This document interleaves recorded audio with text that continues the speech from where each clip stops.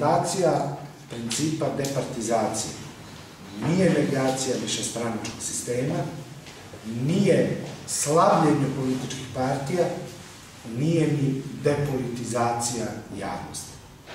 Sve to prethodno pomenuto je jedini ambijent u kojem se može politički korektno govoriti o departizaciji javnog sektora, koji podrazumeva da se političke partije samo obavezuju da će i nakon osvajanja vlasti ostati organizacije civilnog društva i da neće izvršiti okupaciju državnih organa, kako se to uobičajeno kaže.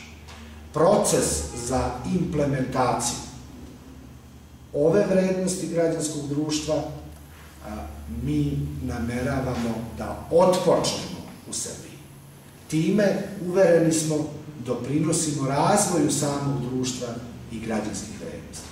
U ime građanske Srbije i vrednosti zapadne civilizacije u njoj, Ujedinjeni regioni Srbije ulaze u postupak departizacije sa uverenjem da Srbija može da napreduje, da je moguća evolucija građanskih vrednosti kod nas i da smo pozvani od strane birača i ovlašćeni odlukama Narodne skupštine da upravo to i činimo.